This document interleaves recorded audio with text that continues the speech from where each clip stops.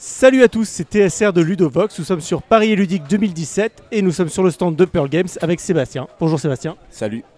Et Sébastien, tu vas nous parler aujourd'hui d'un tout nouveau jeu qui n'est pas encore évidemment sorti, qui s'appelle Otis. Il est plus que tout nouveau vu qu'il n'est pas encore sorti, il s'appelle Otis. Voilà. C'est la fin du salon, hein. On va faire de son mieux.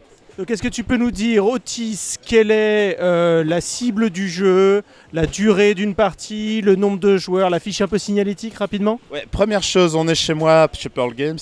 C'est une coédition avec Libellude. Voilà, il faut le dire, c'est important. Et donc moi, je me suis chargé du développement plutôt mécanique. On fait plutôt le développement artistique. L'auteur du jeu s'appelle Claude Luccini, c'est son premier jeu.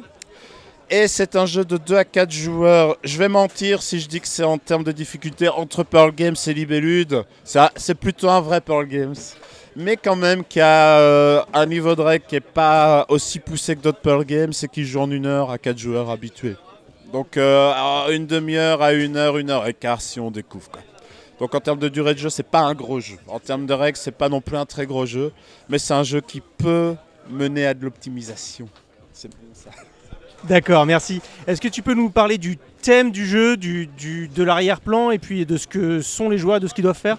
Alors, Otis, on est dans un monde post-apo, on est dans un monde submergé par les eaux. Et il y a quelques colonies qui survivent et qui vivent... Ah, zut. Pour là que tu me ramasses, non, ça va. Il y a quelques colonies qui survivent, des colonies émergées. Et le problème qu'on a, c'est que la plupart des richesses sont sous l'eau. Sont ensevelis sous l'eau, et donc on est dans un monde qui vit essentiellement de la plongée, et on est à la tête d'une équipe de plongée qui va devoir plonger pour aller chercher des ressources rares nécessaires à la survie de la colonie. Voilà, ça c'est pour le thème. Tu introduis la... Pour la mécanique? Non, je vais le faire tout seul. Pour la mécanique, je crois qu'on voit bien celui-ci, hein. On a une équipe de 8 plongeurs. 1, 2, 3, 4, 5, 6, 7, 8, vous pouvez tous les compter. Donc chacun a un plateau individuel avec une équipe de 8 plongeurs. Vous avez un plateau central. En termes de matos, il y a du monde sur la table. Et à votre tour, vous allez assez simplement, le cœur du jeu est très simple. Vous allez choisir l'un des niveaux disponibles. Ça veut dire que vous avez encore votre jeton clé. Vous allez choisir un des niveaux disponibles donc. Là, j'ai choisi le niveau 2. Je vais bénéficier de l'aide d'un sponsor au niveau 2. Ça veut dire que je vais bénéficier de ce pouvoir-là. Ensuite, je vais bénéficier du pouvoir du plongeur qui est au niveau 2. Lui, il a aussi son pouvoir. Dans ce cas-ci, c'est assez simple. Je vais récupérer une ressource bleue, c'est du métal.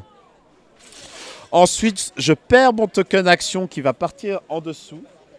Et mon plongeur remonte à la surface. Ça, c'est le cœur mécanique du jeu. Ça veut dire que vous allez devoir gérer l'ordre de vos plongeurs, sachant que dès qu'un plongeur est utilisé, il remonte à la surface. C'est un jeu de course. C'est le premier à 18 points de victoire qui gagne. Et la manière essentielle de gagner des points de victoire, c'est pas là qu'on a été chercher l'originalité, parce qu'il faut faire des contrats. Et les contrats, il faut rassembler les ressources demandées par les contrats au même niveau de profondeur. Donc tout le sel du jeu, c'est de trouver un match entre le niveau du plongeur, le niveau de la tuile qui est là et les niveaux où on rassemble les ressources. Voilà. D'accord, on commence à voir pourquoi tu parlais d'optimisation. Ah, oui. Et donc un tour de jeu d'un joueur ressemble à quoi?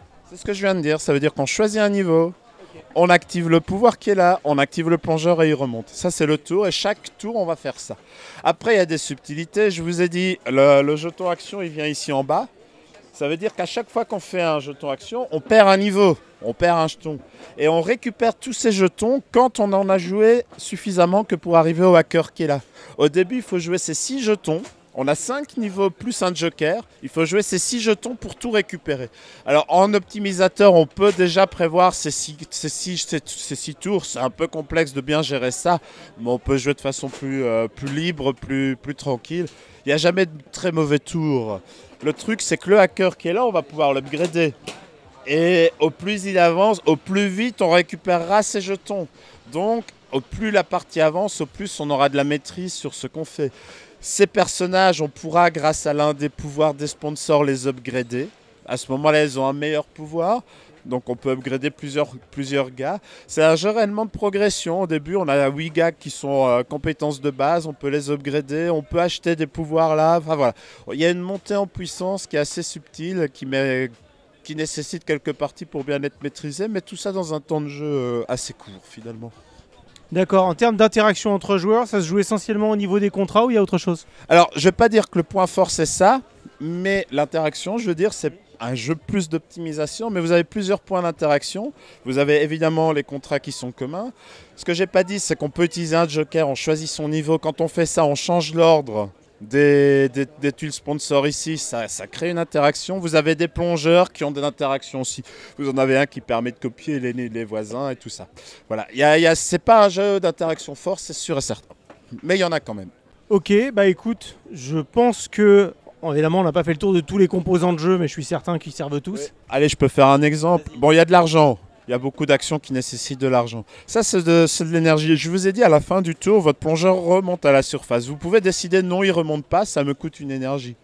Voilà. Il y a moyen de bouger l'ordre, de changer l'ordre des plongeurs. Ça coûte une énergie et on les bouge d'autant que le développement qu'on a ici. Donc si on est tout en haut, pardon, je devrais montrer là, mais si on est tout en haut, avec une énergie, on peut bouger un plongeur de un niveau.